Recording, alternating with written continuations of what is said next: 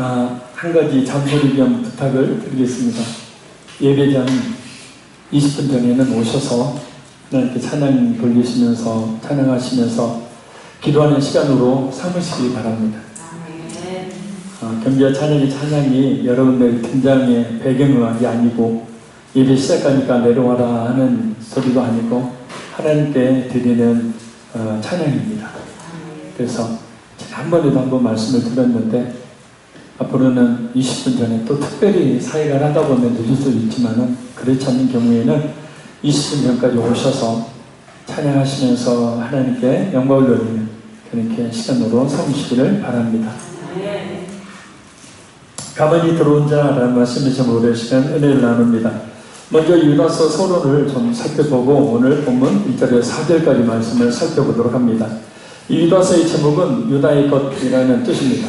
그래서 저자인 유다의 이름을 그대로 반영하고 있습니다. 둘째, 이 저자와 기록 연대입니다. 저자는 예수님의 동생인 유다를 가리킵니다. 1장 1절을 보면 저자가 자신을 가리켜서 야고보의 형제인 유다라고 소개하고 있는데 야고보는 사도행전 15장 13절과 갈라디아서 2장 9절을 보면 예수님의 동생입니다. 친동생. 그래서 초대 예루살렘 교회 지도자였습니다. 따라서 유다서의 저자는 예수님의 동생 유다임을 알 수가 있습니다. 기록 연대는 유다서가 영지주의에 대한 경계를 주로 언급하고 있다는 점, 그리고 AD 70년에 일어났던 예루살렘 함락에 대한 그런 예언적 기록이 없다는 점, 또한 유다가 AD 70년에서 80년 사이에 순교했다고 추정되는 것으로 볼 때 저장 연대는 AD 70년에서 80년으로 보는 것이 타당합니다. 그리고 이 유다서를 기록한 장소는 예루살렘이고 예루살렘에서 기록해서 소아시아나 또 수레아 지역으로 보낸 것으로 학자들이 추정을 합니다. 세 번째, 신학적 집필 동기와 배경입니다. 유다서의 기록 대상은 명확하게 나와 있지는 않습니다.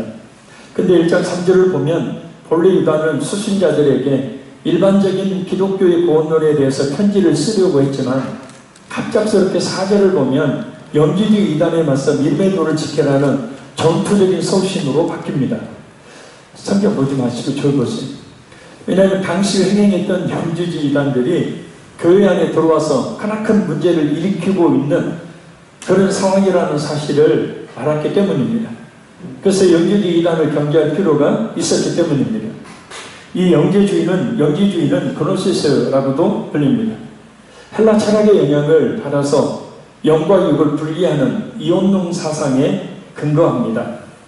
이게 우리 사람도 영혼과 육체 두 가지로 분리를 해서 생각을 하는 거예요.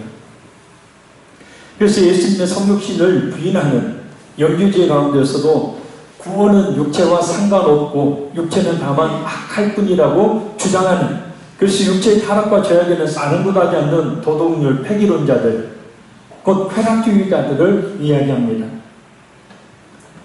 아니, 믿음의 결국 곧 영혼구원을 받음이라. 영혼구원만 받는 거다. 우리 육체는 아무렇게 살아도 상관없다. 그래서 예수 믿어 영혼구원만 받으면 아무렇게 살아도 상관없다라는 거예요.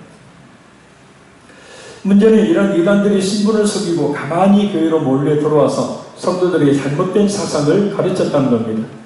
하나님의 아들이신 예수가 그리스도 되심을 부인하게 할 뿐만 아니라 성도를 하여금 당을 짓는 분파행위를 하게 미혹했고 또한 육체의 영광을 채우는 방탕한 생활을 하도록 유도했기 때문입니다. 갈라디아서 5장 17절에서 19절 말씀에 보면 육체의 소욕에 대해 나오는데 그 이단이라는 말이 나와요. 이단이라는 말은 우리가 생각하는 잘못된 사상을 전하는 이단들을 이야기하는 것이 아니라 당을 짓는 것을 이야기해요. 그래서 교회 내에서 한 당을 짓는 거예요. 한 파벌을 형성하는 것, 그게 이단이에요. 그래서 이단들의 특징은 당을 짓는 행위를 한다는 거예요. 한 사람 한 사람 포섭해서 당을 짓는 행위를 한다. 그래서 육체적인 욕망을 채우는 방탕한 생활을 하도록 유도를 합니다. 따라서 이러한 상황 속에 있는 성도들 하여금 그들의 부패한 양상과 그들이 결국 심판날의 비참한 최후를 맞이할 것을 진술하면서 그들의 미혹에 빠지지 말고 믿음을 굳게 지킬 것. 그리고 혹시 믿음이 연약해서 그런 이단에 빠져 진리를 떠난 사람이 있다면 다시 예수님께로 돌아오도록 최선의 노력을 다하도록 권면하기 위해서 본서를 기록한 겁니다. 이 동일한 사건을 기록하고 있는 성경이 베드로후서입니다. 이 베드로후서는 영지주의에 대해서 교리적으로 그 허구성을 논박하고 있는 반면에 이 유다서는 도덕적 부패성을 집중적으로 언급하고 있는 서신서입니다. 지금 이 이단들이 그렇게 하고 있는 것처럼 구원을 받았다고 하면서도 육체적 쾌락을 추구하는 도덕적 방종이 아주 심각했기 때문입니다. 그래서 유다서의 구성은 네 번째, 1장 1절에서 4절까지는 문안 및 기록 동기를 언급하고 있고 1장 5절에서 7절까지는 불의한 자들에 대한 심판의 예, 그렇게 심판당했으니까 이 이단들도 그렇게 심판당한다라는 사실을 언급하고 있는 겁니다. 1장 8절에서 13절까지는 이단들의 그 죄악성을 언급하고 있고 14절에서 16절까지는 이단들에 대한 확실한 심판. 성경 안 봐도 된다니까요. 17절에서 23절까지는 이단에 대한 경계와 권면을 담고 있고 그리고 24절에서 25절까지는 성령으로 마치고 있습니다. 유다서의 주제는 크게 세 가지로 볼 수 있습니다. 첫째는 하나님께 대한 신앙을 거부하고 불의를 행하는 자는 반드시 심판을 받게 된다는 겁니다. 그래서 타락한 천사들 소돔과 고모라, 가인, 발람, 고라에 대한 하나님의 심판을 기록하고 그 심판이 바로 이걸 증명한다라고 언급하고 있습니다. 따라 성도들은 그들에게 미혹되지 않도록 그들의 거짓 가르침을 잘 분별하고 믿음을 끝까지 지켜야 한다는 거예요. 할렐루야. 둘째는 성도는 주님 오실 때가 가까운 오늘의 시대 속에서 더욱 자신의 신앙 성숙을 도모해야 한다는 겁니다. 말씀에 따르면 악한 사탄이라는 놈은 성도를 미혹하기 위해서 우는 사자와 같이 삼킬 자를 찾나니 믿음이 연약한 자를 찾듯이 이러한 때 자신의 신앙을 지키지 않는다면 사탄의 미혹에 빠질 수밖에 없다는 겁니다. 동물에 관계된 프로그램을 보면 맹수들, 사자, 표범, 하이에나, 늑대, 코요테 비롯해서 이 다른 짐승들 잡아먹는 그런 이 동물들은 눈앞에 짐승들을 다른 동물들을 볼 때 어떤 동물을 보냐 계속해서 유심히 우는 사자같이 삼킬 자를 찾자니 어떤 놈을 잡아먹을까 대상을 고르는데 첫 번째가 뭐예요? 약한. 두 번째가 늙은. 세 번째가 병든. 그래서 이런 대상을 계속해서 쳐다보는 거예요. 그런 대상이. 그러니까 이단들이 노변의 사람이 누구냐면 믿음에 굳게 있는 사람은 벌써 말 한마디 해도 알아요. 근데 믿음이 연약한 사람, 믿음 없는 사람의 이단들은 잘 분별해내고 그들을 유혹하는 거예요. 그래서 그렇게 넘어가는 거예요.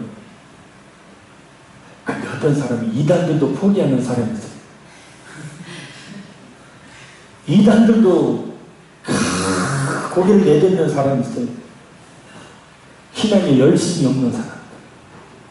이단들도 포기해 그런 사람들.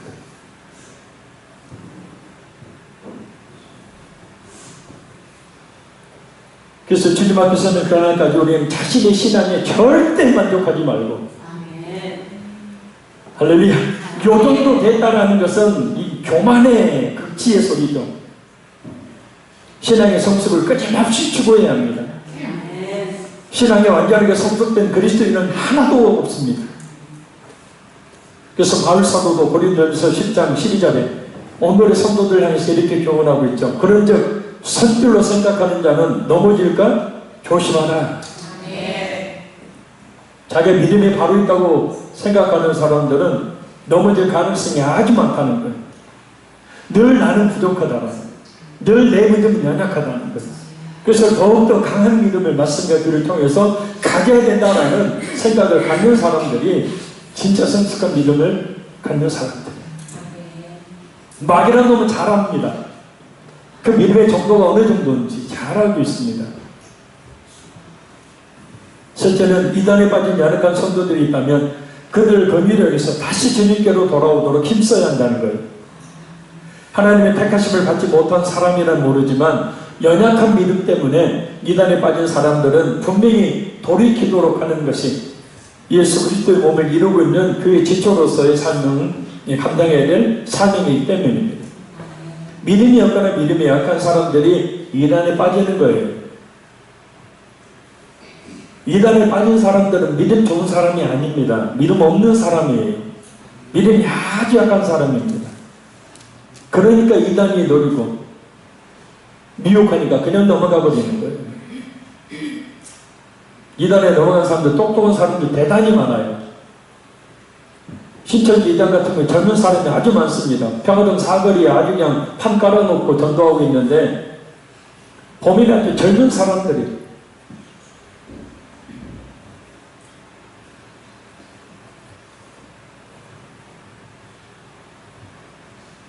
여섯 번째 유다서의 핵심 단어 및 핵심 절입니다. 유다서의 핵심 단어는 믿음의 도리예요. 그 핵심 절은 1장 20절에서 21절입니다. 사랑하는 자들아 너희는 너희의 지극히 거룩한 믿음 위에 자신을 세우며 성령으로 기도하며 하나님의 사랑 안에서 자신을 지키며 영생에 이르도록 우리 주 예수 그리스도의 긍휼을 기다립니다. 자, 그럼 오늘 본문으로 돌아가서 그 미를 살펴보며 하나님께서 오늘 우리에게 주시고자 하는 그 음성이 무엇인지 듣는 시간을 갖도록 하겠습니다. 말씀 통해 역사하시는 성령 하나님의 깨닫게 하심, 충만케 하심, 분별케 하심, 순결케 하심의 그런 역사들로 가득한 이 시간이 되기를 간절히 소원합니다. 자, 우리 1절 말씀 같이 읽겠습니다. 예수 그리스도의 종이요 야곱의 형제인 유다는 부르심을 받은 자 곧 하나님 아버지 안에서 사랑을 얻고 예수 그리스도를 위하여 지키심을 받은 자들에게 편지하노라. 아멘. 유다는 먼저 자신을 예수 그리스도의 종이라고 소개합니다. 여기서 종이라는 말은 노예라는 의미가 있습니다. 노예는 모든 소유권이 주인에게 있는, 심지어 생명조차도 주인에게 있는 존재를 말합니다. 그래서 오직 주인에게만 복종해야 되는 존재를 이야기해요. 유다가 이렇게 자신을 소개하고 있는 이유는 자신이 비참한 존재라는 사실을 밝히기 위함이 아니라 예수 그리스도께 철저히 노예처럼 복종하는 그런 종이라는 사실을 고백하기 위해서입니다. 할렐루야. 돌지 마시고. 성경은 우리 모든 성도들 하나님의 종이라고 표현합니다. 할렐루야. 우리는 우리의 모든 소유권이 예수님께 있는 존재죠. 심지어 우리의 생명까지도 예수님께 있는 존재입니다.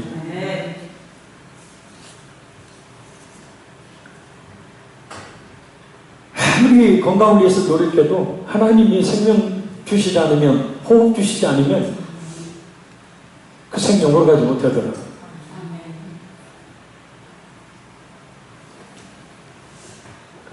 우리 언제 주님이 부르신 겁니다. 생명이 나한테 있다면, 내 거라면 언제까지 살겠다 하겠지만 우리의 생명은 하나님께 죽게 있죠. 따라서 우리는 철저하게 우리 주인 되신 예수님께 복종해야 합니다. 그 말씀에 무조건 순종해야 되고 그 몸으로 이 세상에, 그 몸으로 현 예수님이 어떤 분인지를 보여주고 있는 교회, 이 주의 몸된 교회를 위해서 그 일을 하라고 주신 시간과 몸과 물질과 은사를 가지고 충성해야 합니다. 나는 노예니까요. 우리는 노예니까요. 이 교회의 주인이 아니고 이 교회의 노예예요. 노예. 마태복음 25장 28절에서 30절을 보면 달란트 비유를 통해서 한 달란트를 예수님이 주셨는데 그것을 사용하지 않고 묻어두었다가 예수님의 책망을 듣는 종의 모습이 나옵니다. 예수님이 이렇게 말씀하시죠. 그에게서 그 한 달란트를 빼앗아 10달란트 가진 자에게 주라. 무릇 있는 자는 받아 풍족하게 되고 없는 자는 그 있는 것까지 빼앗기리라. 이 무익한 종을 바깥 얻은 대로 내쫓으라. 거기서 슬퍼하며 이를 갈리라 하니라. 아멘. 교회를 위해 가진 은사들로 정말 충성해야 합니다. 할렐루야. 또 부담 가지시지 말고요. 아이고, 난 충성도 못하니까 그냥 나 그런 생각 하지 마시고 열심히 예배에 참석하는 거, 기도하는 거, 어쩔 잘 붙어 있는 것이 1차적인 충성입니다. 유다의 두 번째 자기소개는 야곱의 형제입니다. 당시 교회 사이에서 잘 알려지지 않았던 유다는 자신이 예루살렘의 교회 지도자였던 야고보의 형제라고 밝힙니다. 이게 쉽게 말하면 예루살렘 교회의 첫 담임 목사가 누구였냐면 야고보였어요. 마태복음 13장 55절 말씀을 우리 한번 다 한번 찾겠습니다. 마태복음 13장 55절입니다.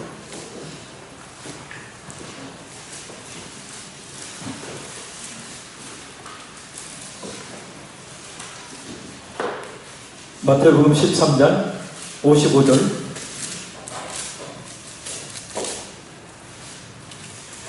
우리 같이 읽겠습니다. 이는 그 목소의 아들이 아니냐, 그 어머니는 마리아, 그 형제들은 야고보, 요셉, 시몬, 유다라 하지 않느냐. 아멘. 자, 예수님의 동생들이, 친동생들이 있죠? 누구예요? 야고보, 요셉, 시몬, 유다.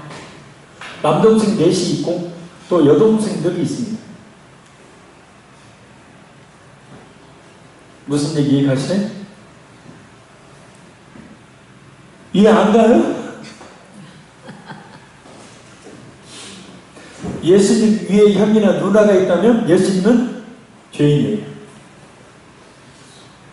그런데 예수님은 동정녀 마리아의 몸에 성령으로 잉태되어 나셨어요. 그리고 그 밑에 동생들은 아버지 요셉과 마리아의 결혼 생활을 통해서 동생들이 태어나게 된 거죠. 그 막내 동생에 해당되는 사람이 누구냐면 바로 오늘 본 유다서를 쓴 유다입니다. 자, 이 말씀을 통해서 유다가 예수님의 동생이었음을 알 수 있어요. 유다가 이렇게 자신을 소개하고 있는 이유는 권위 때문입니다. 권위가 있어야 유다 자신이 쓴 서신서가 그 서신서를 읽는 사람들에게 하나님의 말씀이라는 권위를 갖기 때문입니다. 신약성경을 보면 예수님도 그러셨지만 사실 예수님이 온갖 기적과 이적을 일으키신 이유가 뭐예요? 귀신을 내어쫓고 병든 자를 고쳐주신 이유가 뭡니까? 그들의 그 안타까운 상흔들을 아시고 그 안타까운 상흔들 속에서 그들을 건져내시기 위한 목적도 있지만 그것은 근본적인 목적이 아니고요. 진정한 목적은 뭐냐면 귀신을 쫓아내시는 분, 각종 병든 자들을 고치시는 분, 풍랑이 이는 바다를 잔잔케 하시는 분, 죽은 자를 살리신 분, 오직 누구만 할 수 있다고요? 하나님만 하실 수 있다고요. 그와 같은 사건을 통해서 예수님 자신의 권위를, 하나님 되신의 권위를 드러내시는 거죠. 제자들 역시 마찬가지였습니다. 하나같이 자신의 권위들을 주장했어요. 왜요? 그 권위가 있어요. 자신들이 전하는 그 복음이 하나님의 말씀으로 전해지기 때문이에요.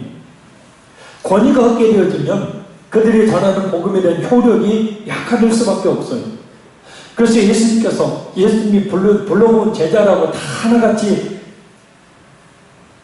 세상에 비천한 직업을 가진 존재들이었잖아요. 내살 만한 것이 없는 사람들이에요. 고기나 잡던 사람들, 세금 징손했던, 욕먹으면서 세금 징손했던 사람. 성경 보지 말고 저 좀 보라고. 왜 집에 가서 성경 읽으시? 그래서 예수님도 그랬고 제자들 하나같이 자신이 어떤 사람인가 그 권위를 내세우려고 주장한 것입니다. 근데 그 권위가 어떻게 나타났죠? 예수님이 그들에게 그 권세를 주심으로 권위를 나타내게 하시죠. 제자들이 곧 어떻게 귀신을 내쫓고 제자들도 병든 자를 고칩니다.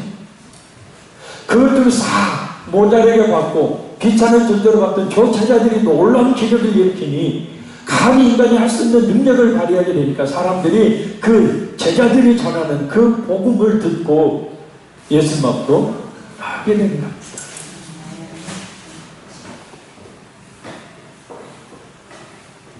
자신들을 드러내기 위해서가, 자신을 높이기 위해서가 아니라 자신들이 전하는 복음이 하나님의 말씀이 되도록 하기 위해서다. 할렐루야.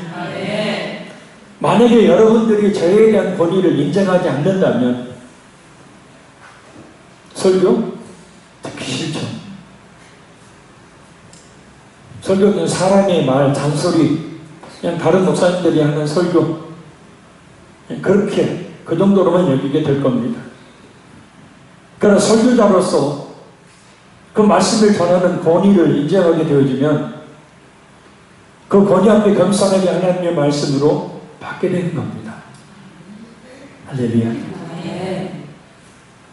우리가 세상 사람들과는 다른 거룩한 말과 행실을 해야 되는 이유는 우리가 믿는 예수님의 영광이 항상 우리에게 영광되어 있기 때문입니다. 아멘. 모범이 되지 않는 지도자, 거룩한 모습이 없는 성도의 말을 사람들은 귀담아 듣지 않습니다. 권위라는 말에서 나오는, 권위라는 것은 말에서 나오는 것이 아니라 변화된 인격에서, 거룩한 삶에서, 늘 말씀과 기도에 살이 잡혀 있는 거룩한 영성에서 나오는 거예요. 권위란 목사라는 직분 때문에, 장로라는 직분 때문에, 안수집사 권사라는 직분 때문에 나오는 것이 아니고 주님의 모든 교회를 위한 충성과 헌신을 통해서 나오는 겁니다. 할렐루야. 그럼 유다는 이렇게 자신을 드러내기 위한 것이 아닌 자신이 전하는 말이 하나님의 말씀이 되도록 하기 위한 자기소개를 누구에게 하고 있습니까? 부르심을 받은 자, 곧 하나님 아버지 안에서 사랑을 얻고 예수 그리스도를 위하여 지키심을 받은 자들을 향해 합니다. 여기서 부르심을 받은 자는 하나님의 주권적인 섭리에 의해 세상으로부터 부름을 받은 성도들을 이야기해요. 하나님은 이 세상의 죄악 가운데서 성도를 불러 하나님의 자녀 삼아주시죠. 만약 하나님께서 우리를 이 죄악된 세상에서 불러주시지 않았다면 우리는 지금 어떻게 살고 있을까요? 그렇게 살다가 과연 우리 인생의 결말은 어떻게 될까요? 생각하기도 참 싫은 끔찍한 일이죠. 유다는 부르심을 받은 자의 의미를 두 가지로 설명합니다. 하나는 하나님 아버지께로부터 사랑을 받은 사람이라고 말합니다. 자, 어떤 사랑을 받은 사람을 이야기할까요? 하나님의 사랑인데 이 하나님의 사랑이 어떤 사랑이죠?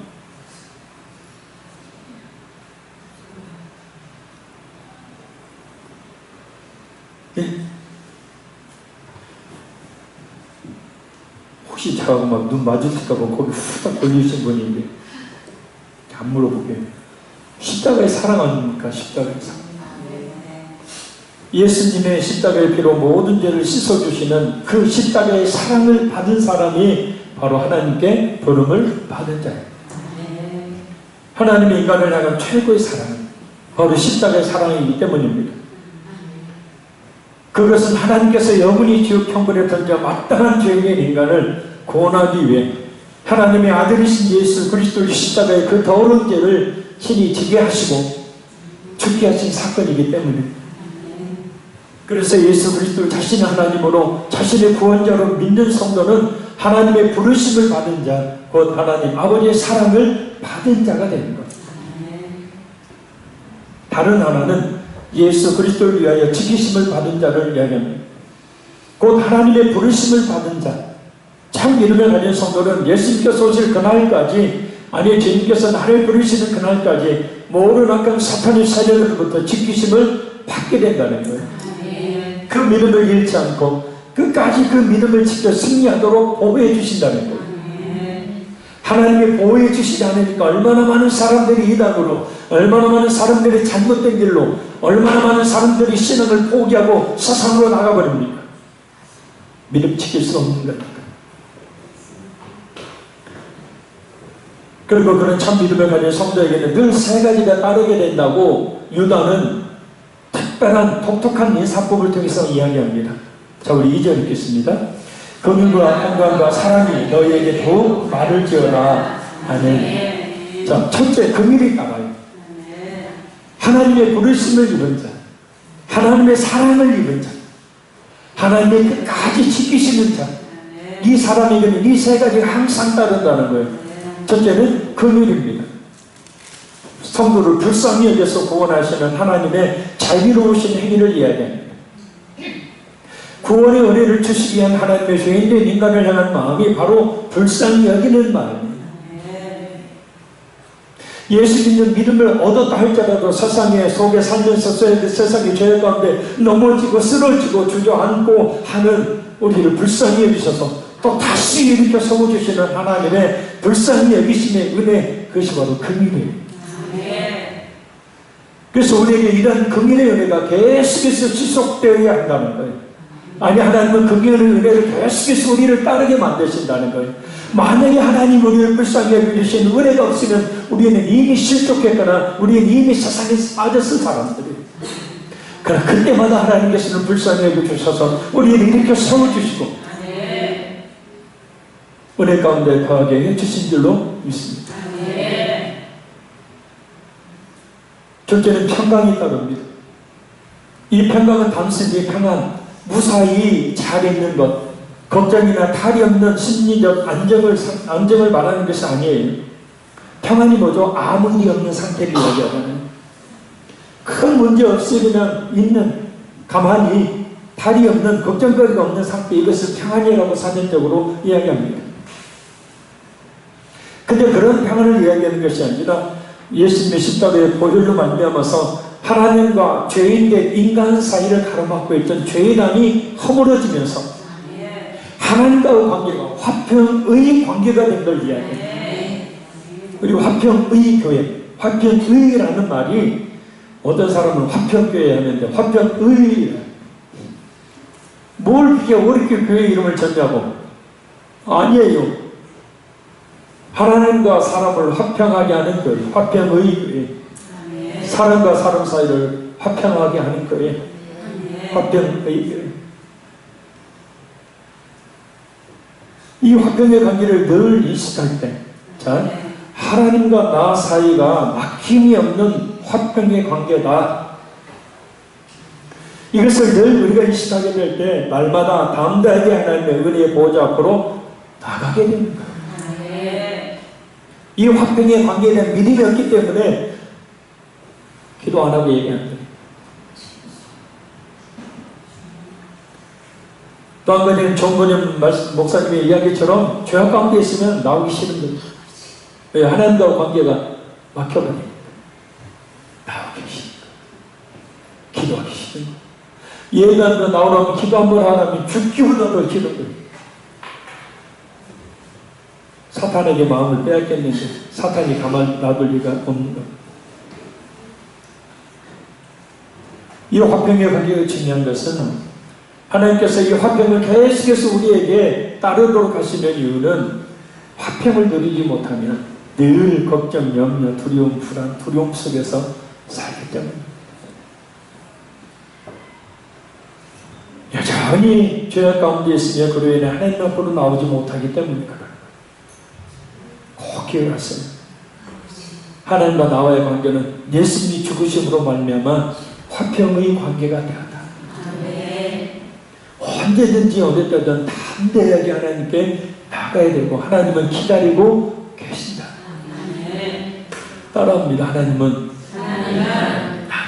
나를 가까이에 오기를 기다리고 계신다. 고개 돌려 빨리 주님 쳐다보고 더 가까이 나오시기를 바랍니다.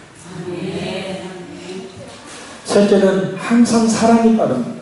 더 이상 설명이 필요 없는 하나님의 사랑, 십자가의 사랑을 말합니다. 유다가 이 하나님의 사랑이 더욱 많아지기를 바란다고 인사하는 이유는 이 사랑이 풍성해야 될 때에 그 사랑으로 이 세상을 이길 수 있고 그 사랑으로 다른 사람의 죄의 허물을 덮음으로 사랑할 수 있고 그 사랑이 있어야 그 사랑을 전하는 삶을 살 수가 있기 때문에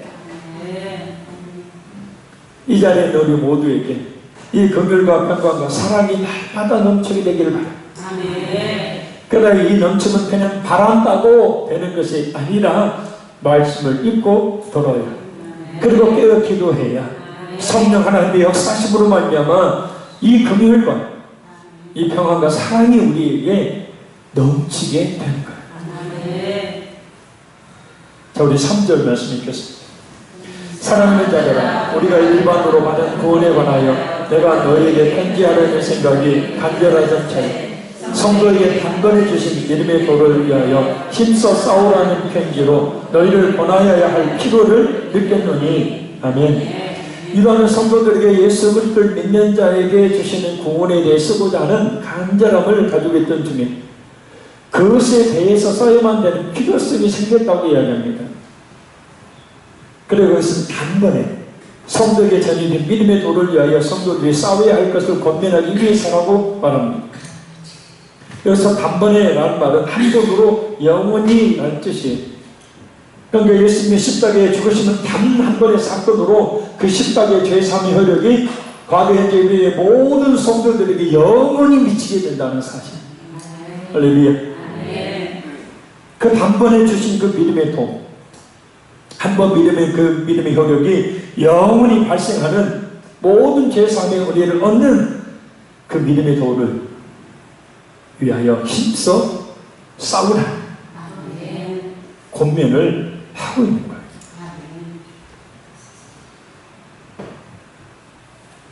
믿음 지키기가 쉬운 게 아니에요. 믿음 지키기가 쉬운 게 아니에요. 죄의 화살은 날마다 왜 그렇게 많이 쏘아요? 유혹은 왜 그렇게 많은지, 이 세상 향한 갈망의 눈은 왜 그렇게 밝게 떠지고 영적 눈은 어두워지는지. 믿음을 지키려는 것이 쉬운 것이 아닙니다. 그러나 우리 믿음을 지켜 끝까지 승리해야 되는 사명이 우리 모두에게 있어요.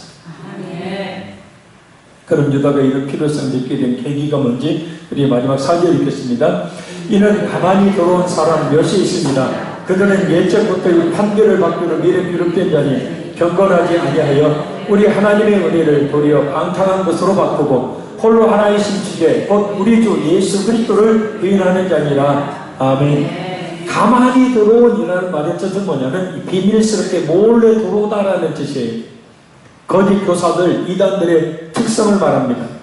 이단들은 교회 안으로 일반 성도들 가장에서 몰래 은밀하게 들어오죠. 은밀하게 들어와서 살핍니다. 어떤 사람이 믿음이 좋은가가 아니라 어떤 사람이 믿음이 없는가, 어떤 사람이 연약한 어린아이 같은 믿음을 가지고 있는가를 살펴서 대상으로 삼고 은밀하게 접근을 해서 거짓 사상을 가르쳐 신앙을 파괴합니다. 근데 중요한 것은 성경 보지 말라는 게요. 집에 가서 보라고요, 성경은.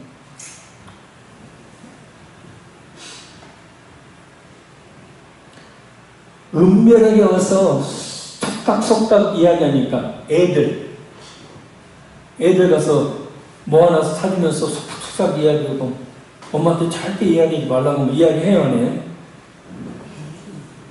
네? 이야기해요, 안 해요? 안 해요. 나중에 뭔 일 벌어졌을 때 이야기합니다. 이야기 안 합니다. 그렇듯이 절대 목사님은 교회에 장로님과 이야기하지 말라고 안 해요. 핑계를 대죠. 목사님이 다른 사람하고 성경 공부하는 것을 질투하고 싫어하기 때문에 그러니까 괜히 신경 쓰게 하지 마라.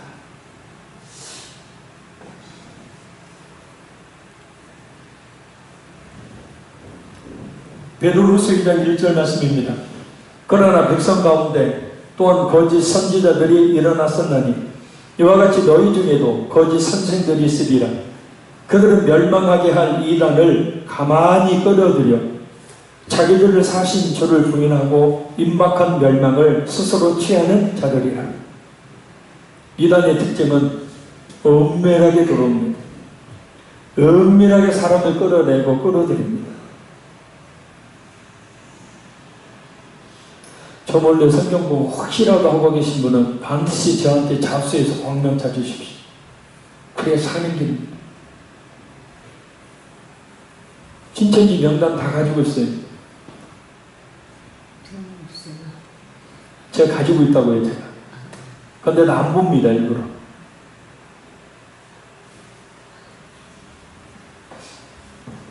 자, 이단에 빠져있는 거 쉽게 생각할 수 있는데 아주 중요한 것이 있어요. 예전부터 이 판결을 받기로 미륵 기록된 자들, 그건 뭐냐면 하나님의 심판을 받기로 이미 오래전부터 예정된 자들이라는 뜻이에요. 그렇기 때문에 그 길을 가는 거예요. 악한 사탄의 운명이 그렇듯이 그를 추종하는 이단들 역시 이미 영원한 멸망을 받기로 결정된 자들이라는 뜻이에요. 따라서 이단에 빠지는 것은 그들과 함께 영원한 지옥에 던져진 심판을 받게 됨을 말하는 겁니다. 관대하게 말해서 마음 넓게 이야기해서 그냥 성경에 대한 생각의 차이나 단순한 해석의 차이로 끝나는 문제가 아니라는 거예요. 우리 자신을 영원한 멸망으로 이끄는 자들이니 잘 분별해 그들에게 미혹되지 말아야 합니다. 그 끝이 지옥인데.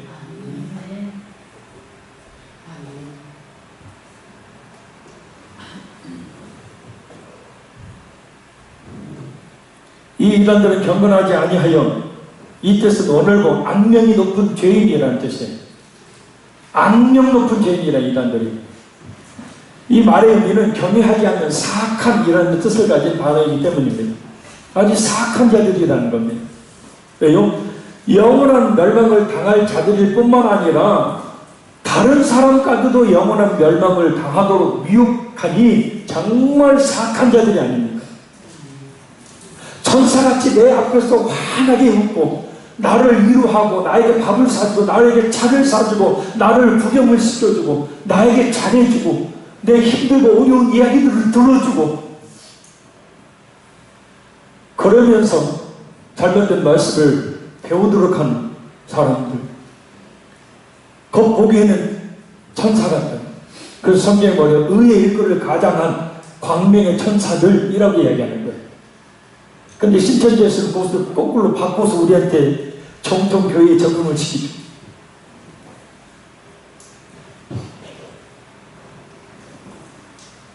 정말 사악한 사람들이라니까요. 자기만 지옥까지 왜 다른 사람까지도 멍청해서 다른 사람까지도 끌어들여서 지옥으로 끌고 가냐는 얘기예요. 악명 높은 사악한 자들이라니까요. 그게 아무리 친구라고, 그게 아무리 자식이라고, 그게 아무리 부모라고 형제라고 이단에 빠진 사람은 사악한 사람이에요. 왜 하나님? 그 친분 때문에, 그 혈연 관계 때문에 자기 영혼을 지옥으로 던져버릴 미련한 사람이 되어서는 안 돼. 할렐루야? 하나는 이단들의 특징, 두 가지 특징이 있는데, 하나는 우리 하나님의 은혜를 도리어 방탕으로 바꾸는 걸 말합니다. 이 방탕한 것은 1차적으로 성적인 방종뿐만 아니라 2차적으로는 윤리적인 무절제한 행동들을 일컫는다는 이야기입니다. 하나님께로부터 받은 은혜들을 통해서 좋은 열매를 맺도록 유도하는 것이 아니라 나쁜 열매를 맺도록 유도하는 거예요. 자, 지금 보세요. 우리나라 이단들. 여러분, 우리나라에서 이단이라고 하는 것은 그냥 하루아침에 나오는 게 아닙니다. 오랜 시간 동안 신학자들의 목회자들이 연구의 과정을 거쳐서 성경에 비추어서 잘못된 부분들을 다 밝혀내고, 그래서 이단이라고 정죄하는 것이고, 그래서 그 집회를 할 때 가지 말라고 주의를 주는 것이고 하지, 그냥 기분상 그냥 느닷없이 1년 만에 몇 개월 만에 이단 판정 내리지 않아요. 오랜 시간 동안 고민하고 연구하고 해서 이단의 판결을 내린다는 거예요. 얼마 전에도 이단 이재록 씨, 성도들 성추행, 성폭행 혐의로 한두 명이 아니래 구속됐잖아요. 이단들과 이단들의 교주들은 그래서 하나같이 성적인 타락에 빠지게 되고 윤리적으로 가정을 파괴하게 돼요.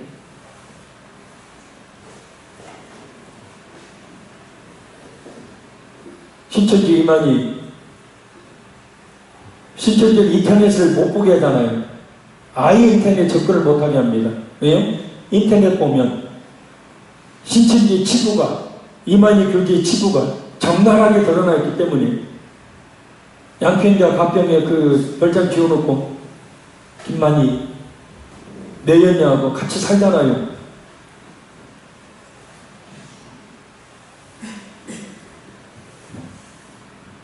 인터넷 열어봐요.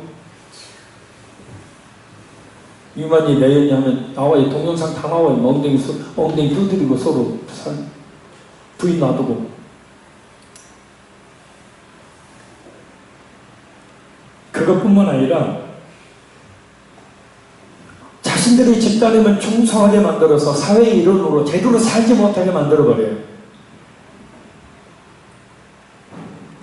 비도덕적인 삶을 살도록 사람들을 잘못되게 변화시켜버립니다. 신천지에 빠진 자식들이 부모를 향해서 뭐라고 이야기해요? 아저씨, 아줌마라고 하는데 자신을 구하러 온 신천지에서 빼가려고 하는 그 애타는 엄마, 아버지의 그 눈물을 보면서도 아저씨, 아줌마라고 해요. 이게 제대로 된 종교입니까? 이게 제대로 성경을 가르치는 집단의 모습이에요? 아니잖아요.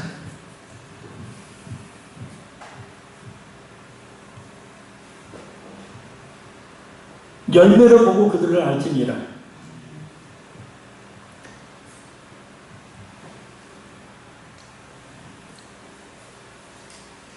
공식적으로 큰 종합운동장 빌려가지고 신천지 축제하잖아요.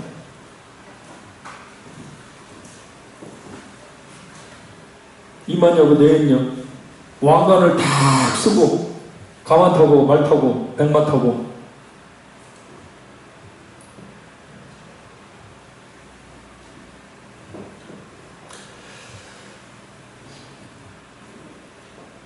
작은 교회 목사가 이렇게 춤을 튀겨가며 외쳐봐야 무슨 의미가 있겠습니까? 그런데 여러분이라도 정신 똑바로 차려요.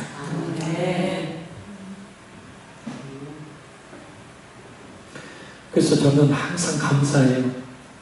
우리 앞에 교회 성도들의 수가 많다면 많고 적다면 적지만 감사합니다.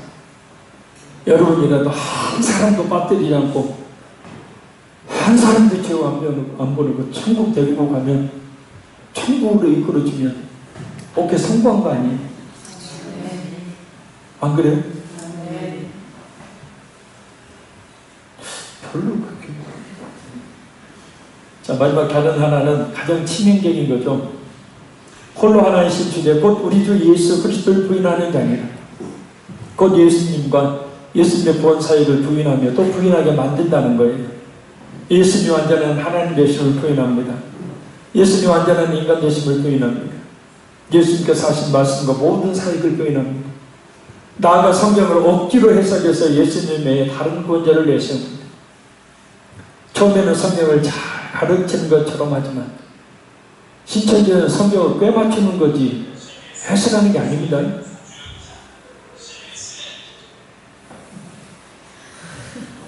What?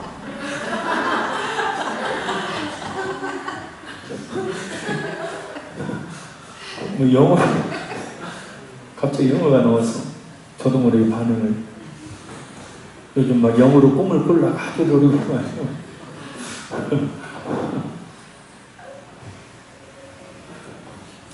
자, 신천지는 성경을 해석하는 게 아닙니다. 해석할 수가 없어요. 왜죠? 신학이 없어요.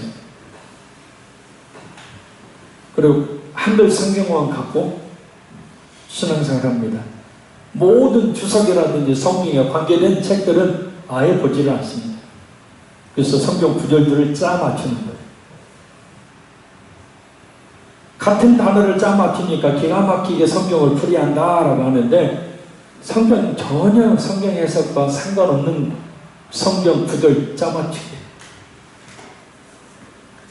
그래서 잘 짜 맞춰가지고 결국 이만희라는 사람을 보혜 성령으로 이 시대의 참 목자로 가르치는 집단입니다. 사람이 나는 사공, 내에 있던 장길자를 버젓이 하나님이라고 찬송까지 부르며 찬송까지 만들어 부리는 하나님의 교회. 장길자 우리의 하나님 어머니 뭐 그렇게 부른다면서요.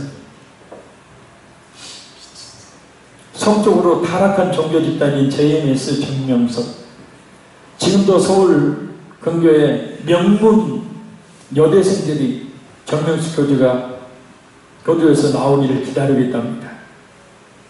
수백 명의 기쁨조가 기다리고 있답니다.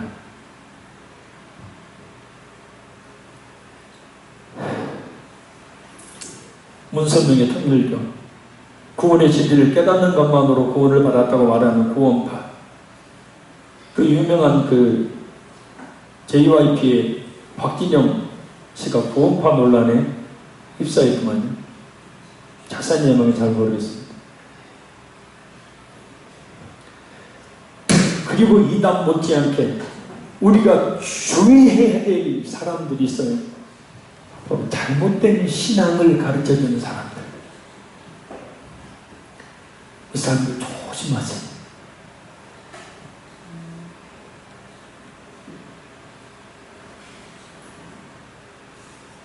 나도 안 꾸는 꿈을 꿨다고 하는 사람들 조심하시라. 나도 듣지 않는 주의 음성을 자기가 들었다고 하는 사람들 조심하시라.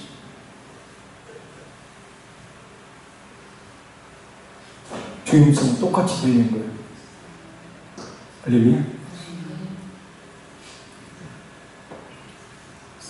자, 그래서 항상 24시간 풀 가동하고 있어요. 제가 새벽 1시간, 2시까지는 안 자고 있으니까 그때라도 혹시 궁금한 것이 있으면 전화를 하십시오. 아멘. 괜히 다른 데 가서 물어보지 마요.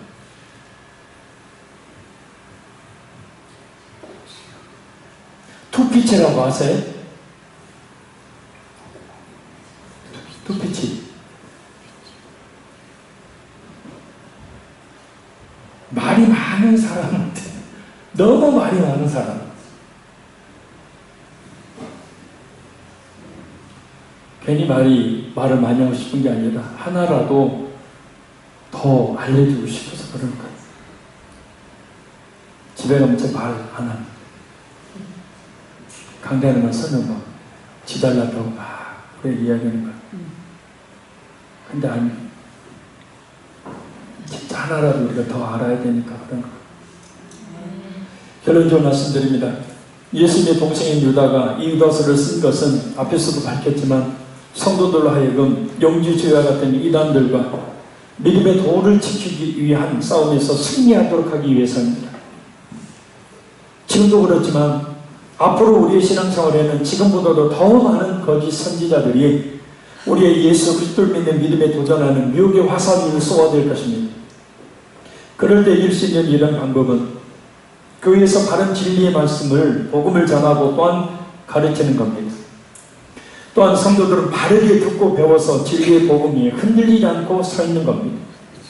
이단들이 노리는 대상은 믿음이 없거나 믿음이 연약한 사람들이니 어린 아이와 같은 믿음으로 그들에게 미혹되는 일이 없도록 날마다 말씀과 깊은 기도를 통해 성숙한 믿음을 갖기를 힘써야 합니다.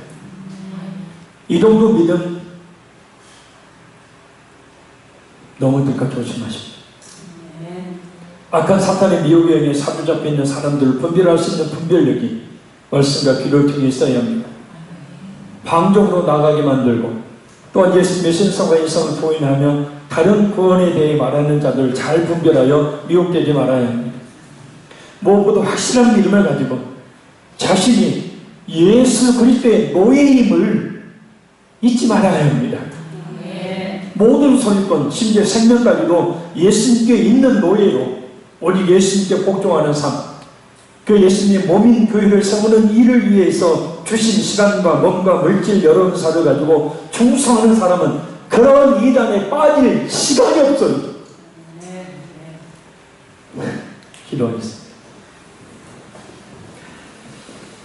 살리신 하나님, 이단들과 믿음의 도를 지키기 위한 싸움에서 승리할 수 있도록 우리 한편 교회에서 받은 진리의 말씀을 전하고 가르치게 하시고, 우리 모든 성도들이 바르게 듣고 배워서 진리의 복음을 흔들림 없이 갖는 은혜가 있게 도우시기를 간절히 소원합니다.